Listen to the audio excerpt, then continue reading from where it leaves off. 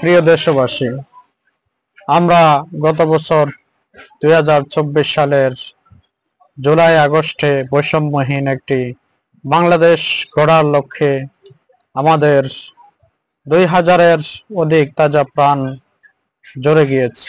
উদ্দেশ্য ছিল একটি বৈষম্যহীন বাংলাদেশ প্রতিষ্ঠা করা।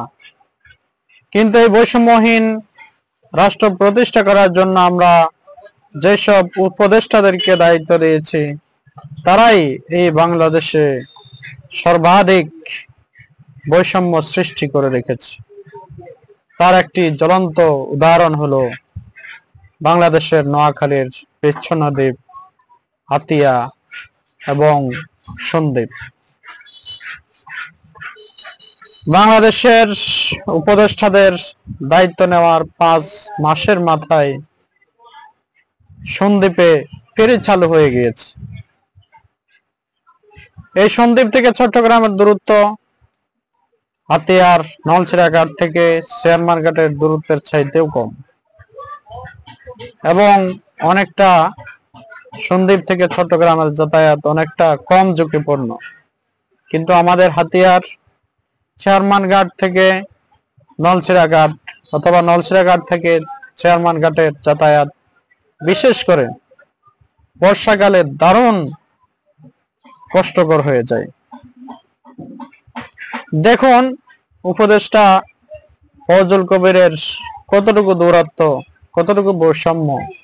সে তার নিজ এলাকা বলে 5 মাসের ভিতরে ফেরির ব্যবস্থা করে ফেলেছে। কিন্তু আমাদের হাতিয়ার ফেরির জন্য কত প্রচেষ্টাই না করতে হয়, কত আন্দোলন করতে হয়, কত মানববন্ধন করতে হয়। উপদেষ্টাদের দুয়ারে দুয়ারে, মন্ত্রণালয়ে, সচিবালয়ে আমাদের জীবন্ত শহীদ জনাব মোহাম্মদ আব্দুল হান্নান মাসুদ, ইসলামের সংগ্রামী নেতা অ্যাডভোকেট শাহ মাহফুজ, ওনারা কতই না চেষ্টা করছেন। ওনারা ছাড়া নেতৃত্ব হাতিয়াতে আছে, ওনারাও চেষ্টা করছেন, কেন হচ্ছে না? পার হয়ে গেছে, এই গণের 1 বছর পার হয়ে গেছে। উপদেষ্টাদেরকে বৈষম্য দূর করার জন্য আমরা যে দায়িত্ব দিয়েছি, সে দায়িত্বের 1 বছর পরিপূর্ণ হয়ে গেছে, কিন্তু আমরা এখনো পেরে পাই নাই। আমরা এখনো কষ্ট করছি। আমাদের মা বোনেরা, আমাদের ভাইয়েরা এখনো তাদের এই নদী পারাপার হতে গিয়ে তাদের মূল্যবান জীবনকে এই নদীর ভিতরে বিসর্জন দিচ্ছে।